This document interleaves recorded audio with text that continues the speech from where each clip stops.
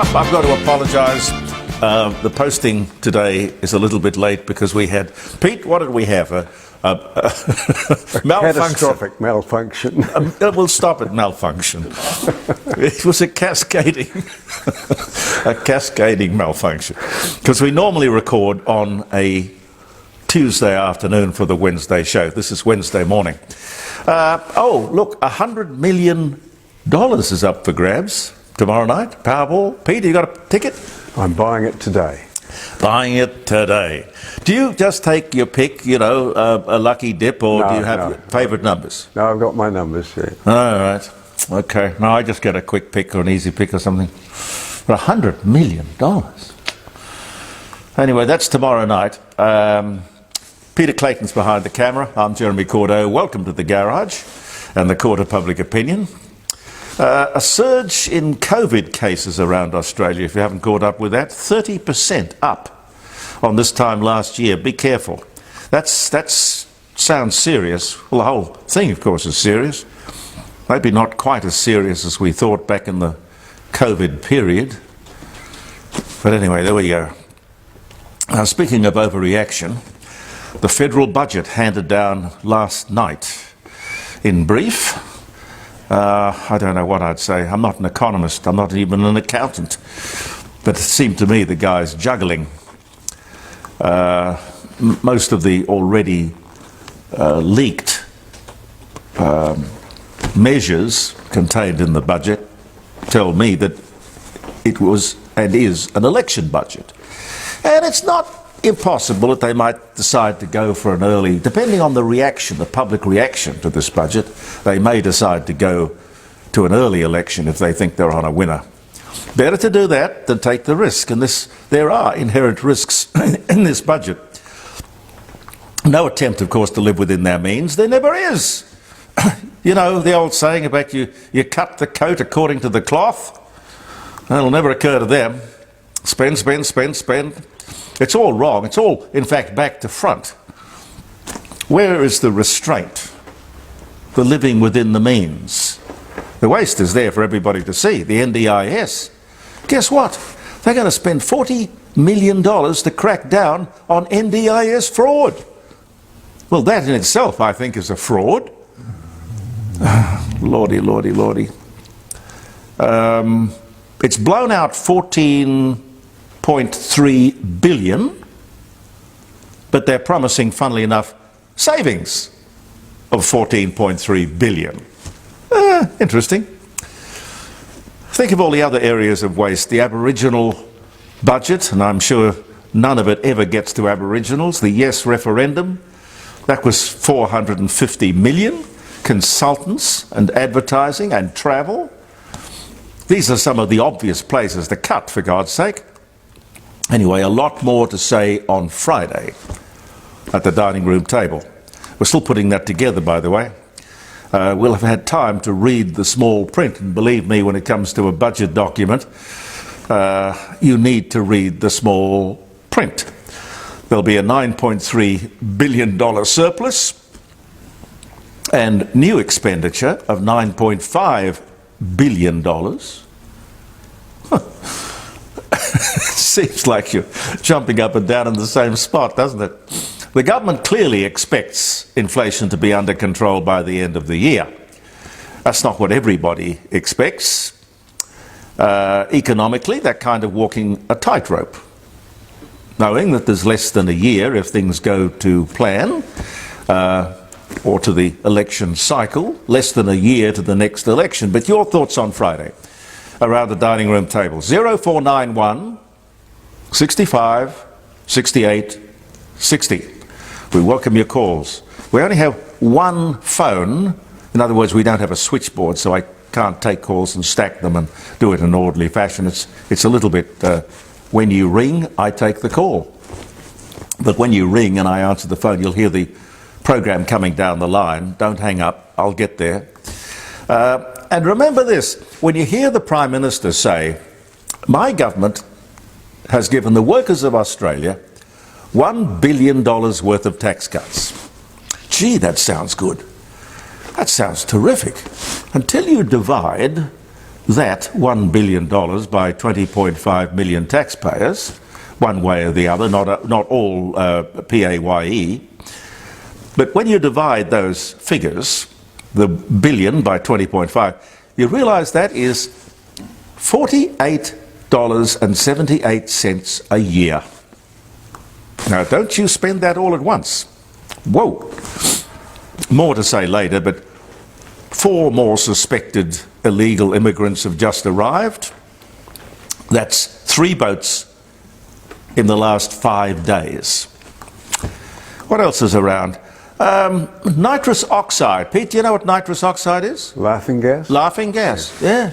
Laughing gas. It's revealed as a terribly dangerous way to get a high. Are people so desperate to get high that they will risk their lives? It seems so. Take the dog for a walk. Cuddle a cat. See the sunrise. Have a glass of wine. Say your prayers. Make love. But laughing gas? Really? Laughing gas? You know, it's a funny thing, isn't it? You say to kids, particularly kids, don't do that. They'll kill themselves till they try, and then probably kill themselves trying. Here in South Australia, there is an inquiry into whether or not kids under 14 should be banned from social media. Now, we'll talk about that on Friday, because that's a hot topic. What do you think? I don't know. As I just said, you ban something, you make it irresistible. But what happened to parenting? Put that bloody thing away. But of course they are addicted. You know, you see everywhere young people with their heads stuck in front of the screen, regardless of how small that screen is. That's a good one to talk about. I don't know that you can ban it. I frankly don't. I think it's a piece of virtue signalling by the state government. See who else jumps on the bandwagon. And because of Russian aggression, I see that Germany is looking to introduce conscription. Conscription for all 18-year-olds, both men and women. Yeah, you can understand Germany, with history in mind, worrying extensively about what's going on in Ukraine with the Russians. I don't find myself in agreement with this Labour government very often, as you might have noticed, but the live sheep export industry will cease on the 1st of May 2028. Now that's subject, of course, to the legislation getting through. But thank you. Thank you.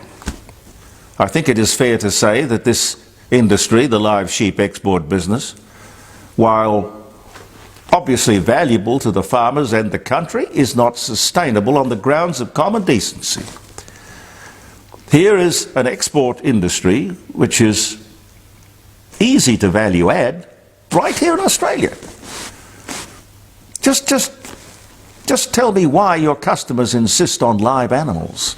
Is that because of the brutal ritualistic killing that the animals are subjected to? Cruel at every stage, this business. The loading, the transport, the delivery, the killing. The whole thing is evil, if you ask me. I've heard of blood money, but I'm only sad that the industry will continue till 2028, and there's a considerable amount of money put aside in the budget to help industry, what is the word, transition. Someone I'm trying to get for the show on Friday is a bloke called Dr. James Bishop from the CSIRO. And he talks animal. Well, in actual fact, he doesn't, but he has worked out a... Pete, what's the thing called? An algorithm? Yes, I guess. So he can feed a cow mooing or a sheep baaing into this, and the machine will tell it. Well, this is what he says. Will tell him what the animal is saying. I'd like to see that. Yes.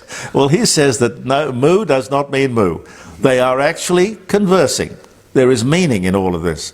Now, we pride ourselves on our humanity, don't we? Human beings.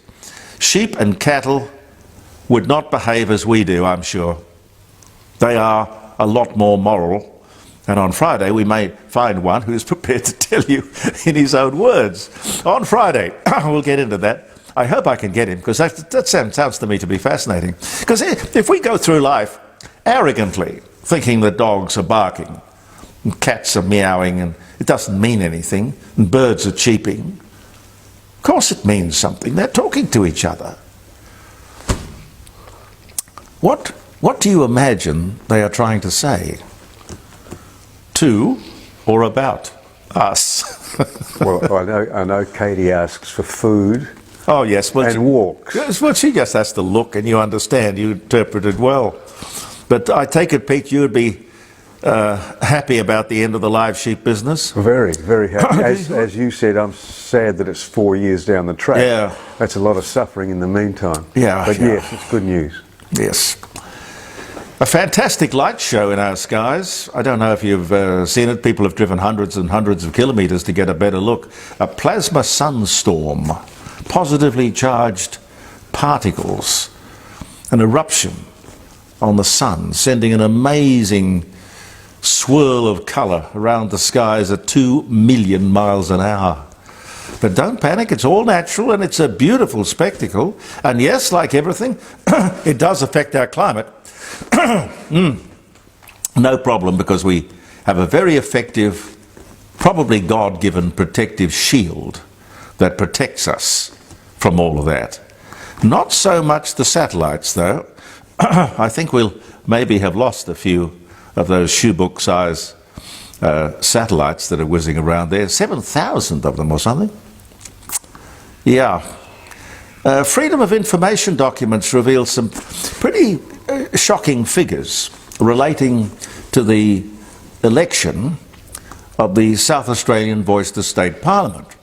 I don't know if you've caught up with this, but the documents reveal that staff working on the election of these people outnumbered the number of votes cast.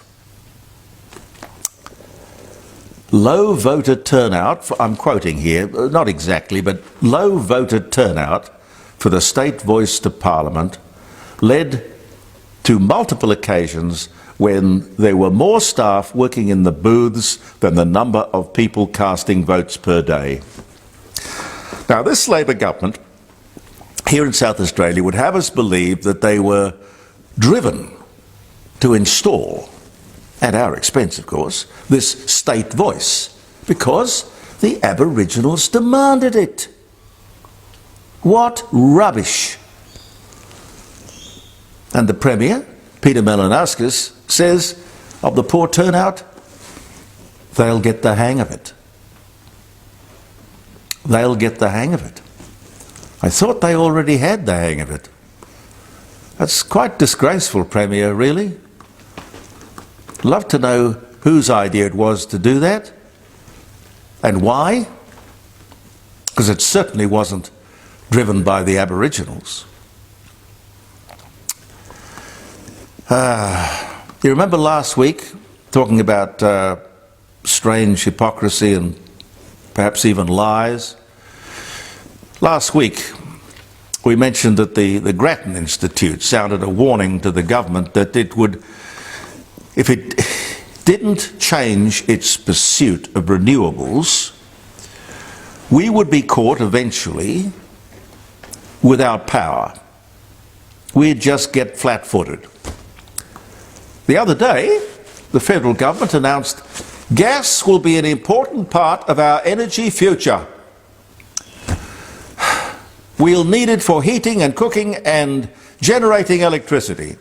Very sensible, Prime Minister.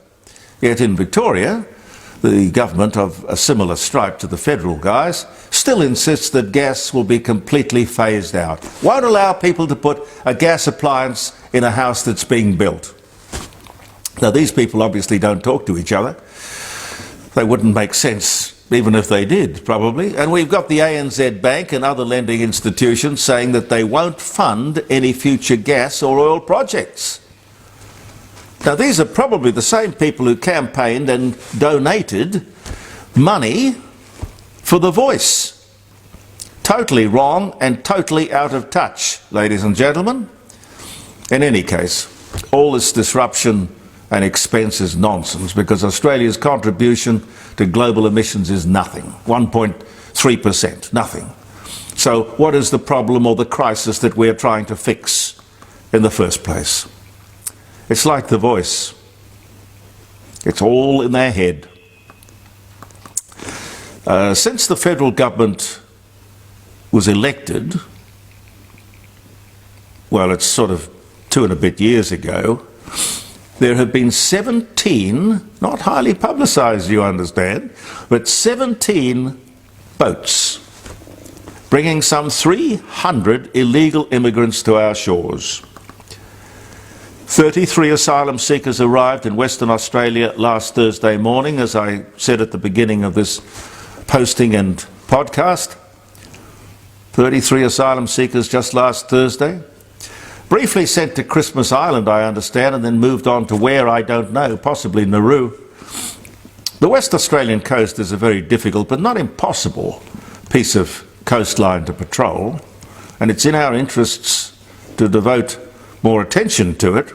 4 more arrivals on Monday. 3 boats in 5 days. Now, perception is reality. Clearly, this government is perceived as being soft on asylum seekers and border control. And you know what?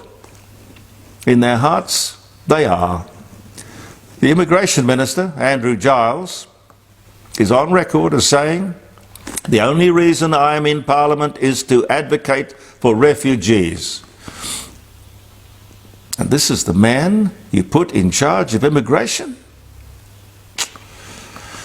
And this is interesting, if I've got time.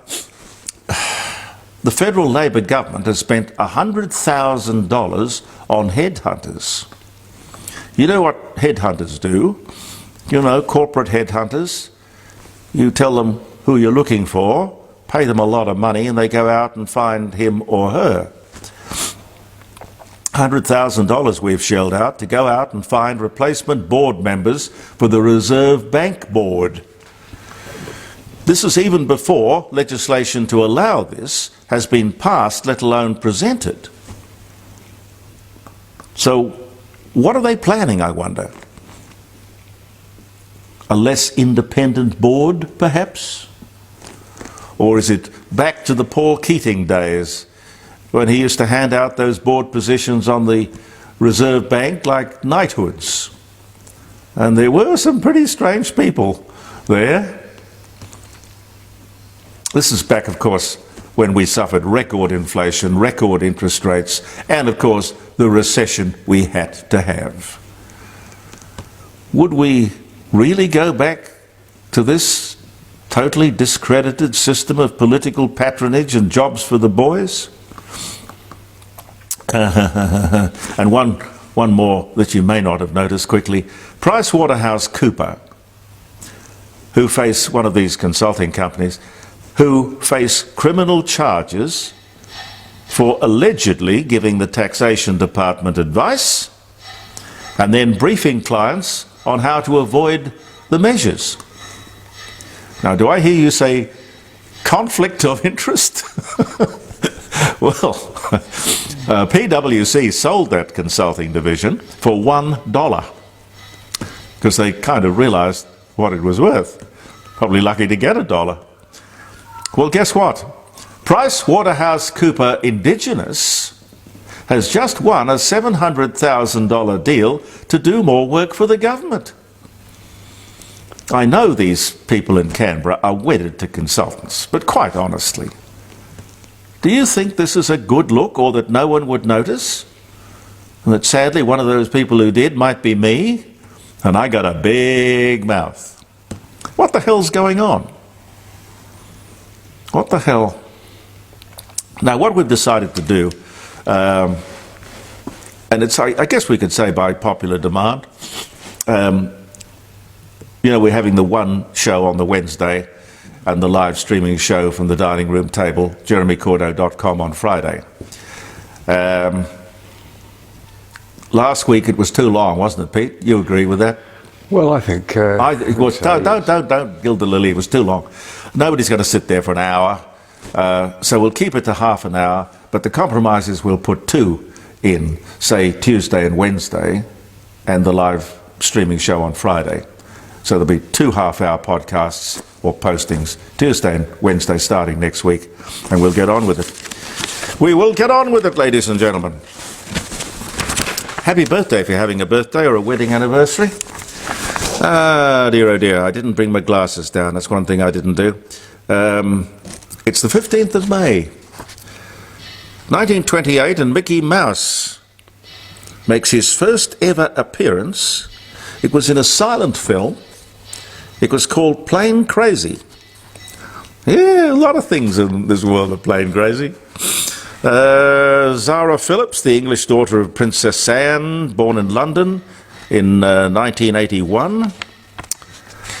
1944, Dwight D. Eisenhower, Bernard Montgomery, Winston Churchill and King George discussed the plans for D-Day 1 year on.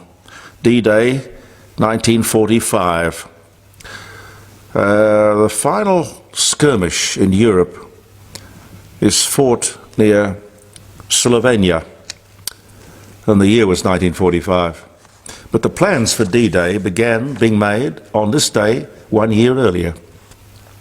Robert Menzies, the 12th Prime Minister of Australia, the United Australia Party, he was doing that from 39 to 41, and then the Liberals from 49 to 66. Longest serving Prime Minister. Dies of a heart attack on this day in 1983. No, I'm sorry, he was 83, but the year was 78 when he died. James Mason, the British actor, he was in Lolita, North by Northwest, Bloodline, The Boys from Brazil. He was born in Yorkshire. He died in 1984, but born 1909. Great actor, James Mason.